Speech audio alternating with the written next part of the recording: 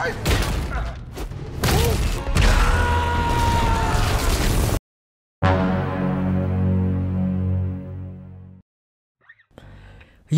what's up you guys? Kembali lagi bersama gua Yojang di Jeder Film, tempat bahas film paling menjeder dan menggelegar. Kali ini gua bakal bahas film Marvel yang masih anget-angetnya nih, menceritakan tentang kehidupan Scott Lang alias Ant-Man setelah pertarungan di Avengers Endgame. Film ini berjudul Ant-Man and the Wasp: Quantumania. Tanpa berlama-lama lagi, langsung aja kita mulai alur filmnya. Here we go.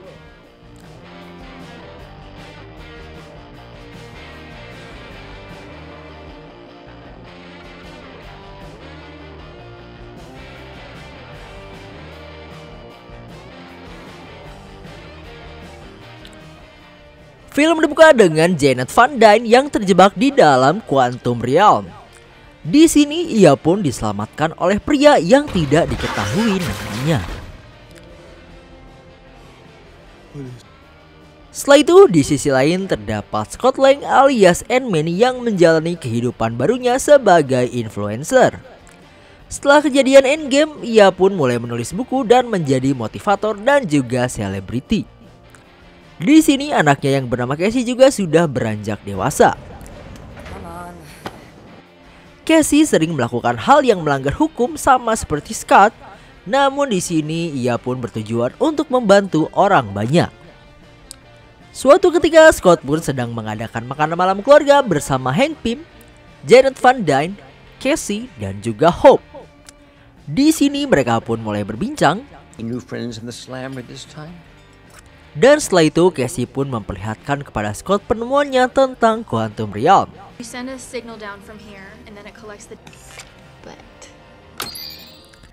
Di sini Cassie berusaha memberikan sinyal kepada dunia Quantum Realm dan untuk dapat mengeksplor Quantum Realm.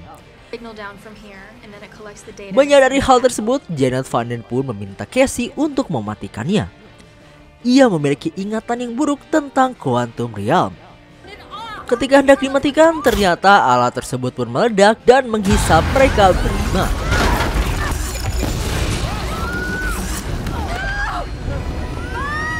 Di sini Scott pun terhisap bersama Cassie, sedangkan Janet pun terhisap bersama Hank Pym dan juga Hope. Di sini mereka pun sama-sama tersesat. Namun di sini Janet terlihat sangat panik dan ketakutan. Ketika ditanya oleh Hank, di sini Janet sendiri pun belum berani untuk membahas kenapa ia bisa sepanik itu. Akhirnya di sisi lain Scott dan Cassie pun mengeksplor Quantum Realm tersebut dan ternyata mereka pun menemukan warga Quantum Realm dan mereka pun ditangkap.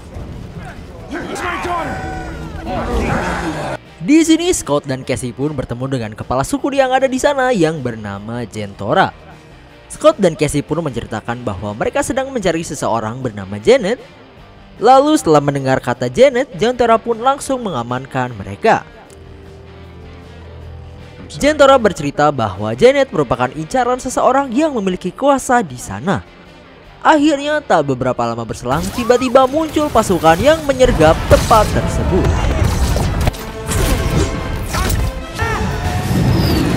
Di sini Scott, Cassie dan juga Jentora pun bertarung.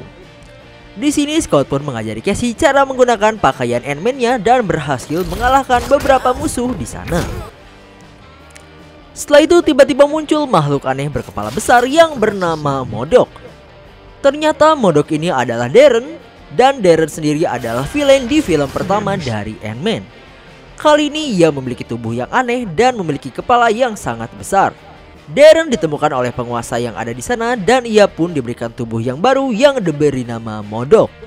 Setelah itu Modok pun menyerang Scott dan juga Cassie, lalu akhirnya mereka pun tertangkap. Di sisi lain Janet, Hope dan Hank pun mulai berpencar dan berusaha keluar dari tempat tersebut. Di sini Janet pun pergi ke sebuah tempat untuk meminta bantuan kepada seseorang yang berada di sana. Janet sendiri memiliki banyak kenalan di Quantum Realm tersebut karena ia sendiri telah terjebak di sana selama lebih dari 30 tahun. Di sini Janet pun bertemu dengan seorang pejabat di sana yang bernama Kryler.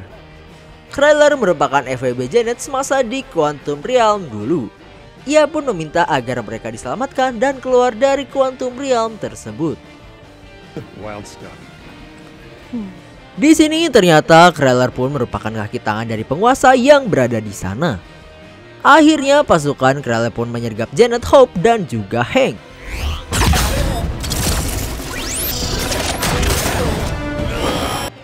Di sini akhirnya mereka pun bertarung. Namun pada akhirnya mereka pun dapat berhasil kabur dan mengambil pesawat yang ada di sana. Setelah berhasil kabur, akhirnya Janet pun mulai menceritakan apa saja yang terjadi padanya selama 30 tahun di Quantum Realm. Di masa lalu, Janet pun terjebak di Quantum Realm dan ia pun bertemu dengan seseorang bernama Kang.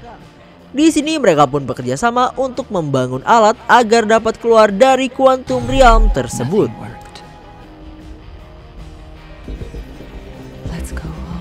Namun setelah alat itu tercipta, Janet pun tak sengaja melihat ingatan dari Kang.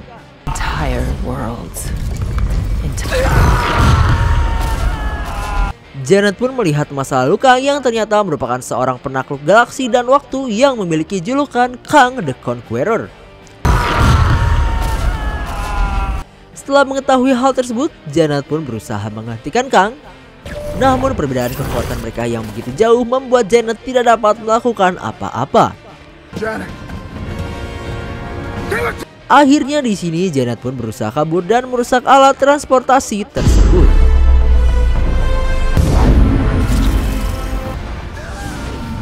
Akhirnya Kang pun terjebak di Quantum Realm tersebut selama bertahun-tahun. Di sisi lain, Scott dan juga Cassie sedang berada di dalam penjara milik Kang.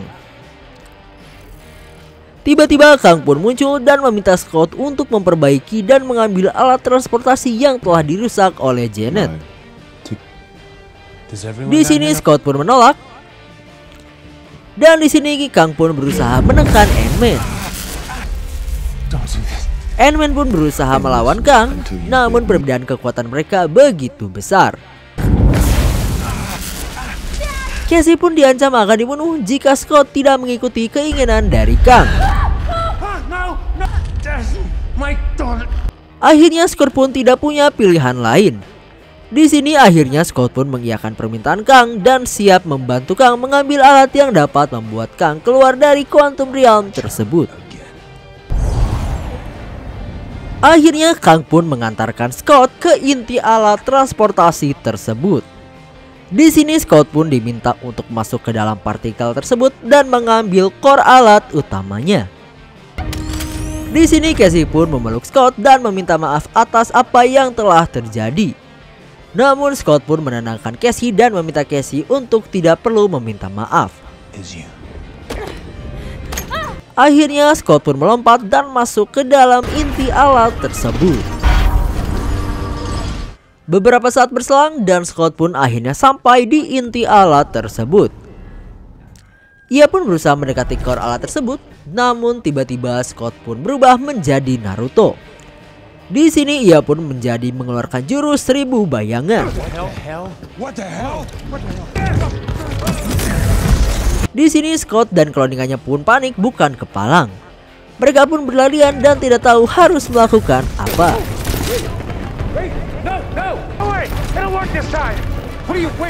Di sisi lain, Janet, Hank, dan juga Hope pun sudah hampir sampai di core alat tersebut. Di sini Hope pun memasuki core alat tersebut dan ternyata ia juga menjadi 1000 bayangan dan ia pun sama bingungnya seperti Ant-Man alias Scott. Scott dan cloningannya pun kebingungan harus melakukan apa. Namun tiba-tiba mereka pun mendengar suara Cassie dan mereka pun menjadi bekerja sama dan bersatu padu untuk keluar dari situ. Di sini Scott asli pun dibantu oleh para cloningannya untuk meraih core inti dari alat tersebut. Namun ketika sampai di atas, ternyata kekuatan Scott masih belum cukup kuat. Akhirnya Scott pun terjatuh dan gagal mengambil core alat tersebut. Ketika hampir terjatuh, tiba-tiba Hope alias Wasp pun muncul dan membantu Scott mengambil core inti alat tersebut.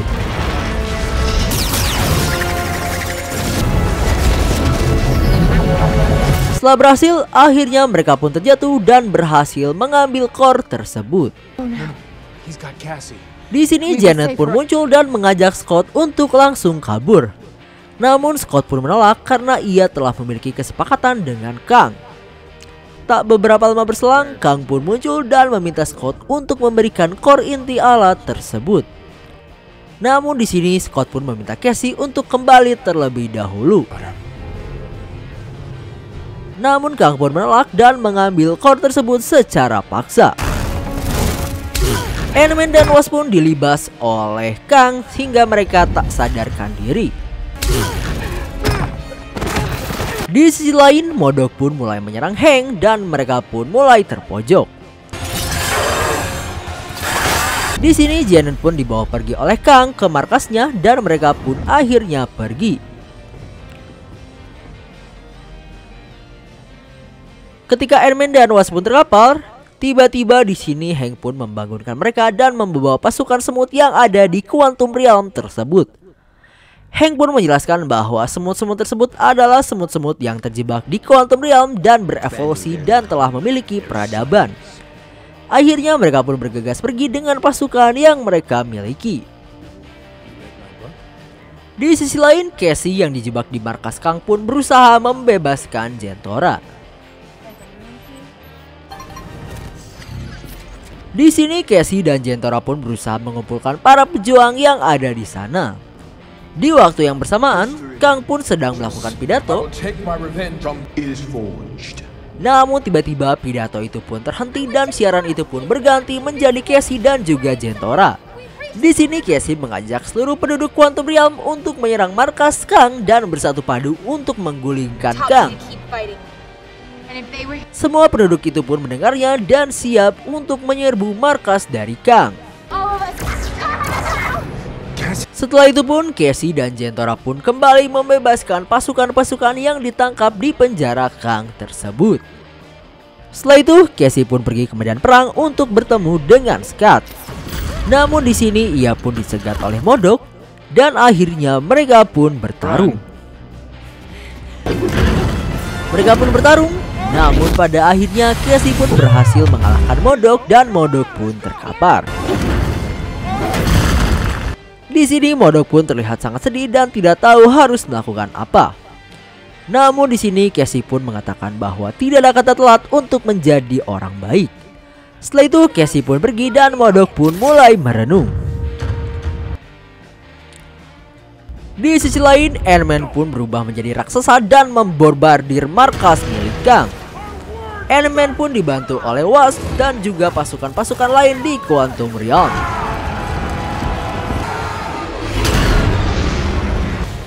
Ant-Man pun telah sampai di gedung milik Kang dan di sini ia pun berhasil menghancurkan gedung tersebut dan memberikan kerusakan dan akhirnya portal pun hilang.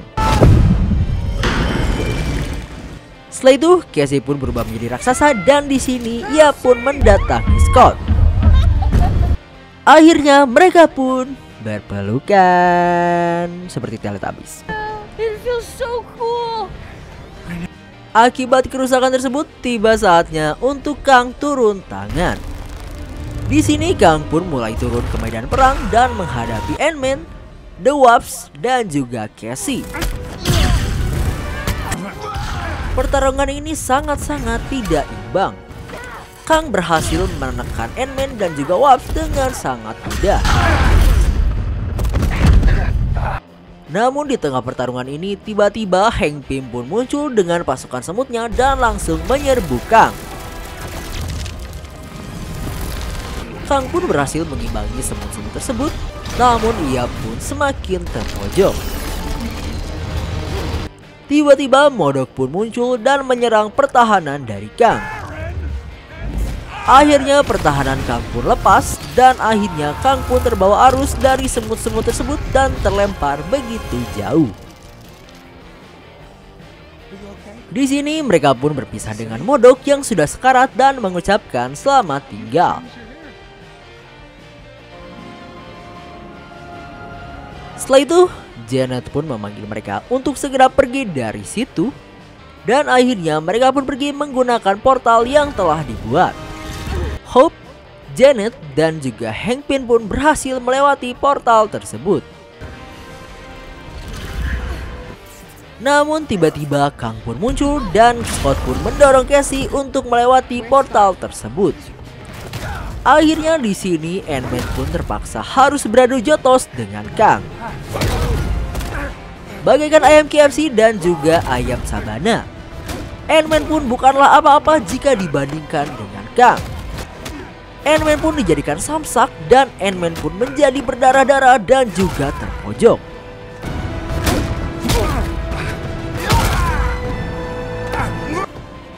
Ketika sedang terpojok, Scott pun terpikirkan untuk menghancurkan portal tersebut agar mereka berdua terdampar di Quantum Realm tersebut.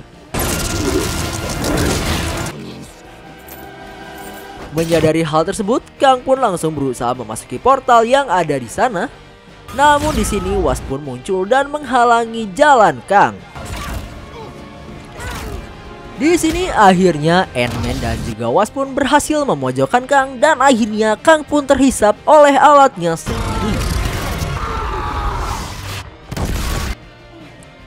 Akhirnya mereka pun selamat dan semua penduduk di sana pun bersorak gembira. Namun portal yang ada di sana pun menghilang.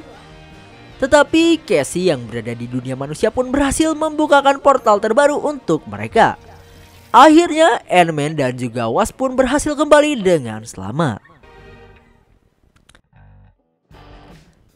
Setelah itu Ant-Man alias Scott Lang pun kembali ke kehidupan normalnya bersama Casey dan keluarga. Dan di sini ia pun mulai menikmati hidupnya secara maksimal. Dan cerita pun tamat. Gimana ceritanya? Seru banget sih pasti. Buat detailnya kita masuk di reviewnya ya. Banyak yang bilang film ini tuh katanya jelek banget ya. Tapi jujur kalau menurut gua pribadi sebenarnya film ini tuh bisa dinikmati ya. Jadi gak ada masalah gitu, gak jelek-jelek banget, cukup oke lah. Cuma memang ada kurangnya sih. Kurangnya itu memang ada di final battle. Cara Kang kala itu benar-benar kurang oke ya kalau menurut gua. Dan ya minusnya emang ada di situ gitu, kalah sama pasukan semut gitu. Padahal Kang kan sama sangat kuat gitu ya. Tapi ya sebenarnya overall film ini layak banget buat ditonton gitu kan. Nah sebenarnya di Letterboxd film itu mendapatkan rating 2,7 dari 5 gitu ya. Sedangkan Jeder Film sendiri bakal ngasih film ini rating, nih kita lihat ya, berapa 3,5 dari 5 gitu. Karena menurut gue cukup worth it sih dan gak jelek-jelek banget, jadi lo wajib tonton. Gak wajib sih, tapi layak buat ditonton. Oke mantap, segitu aja. Gua aja yang pamit undur diri. Sampai jumpa di video-video selanjutnya. Adios. So mungkin segitu aja review dari Oza Channel kali ini. Thanks for watching. Don't forget to like, subscribe. Dan jika lo ingin request film untuk direview, bisa tinggalkan jejak di kolom komentar. And I'll see you in the next video. Thank you.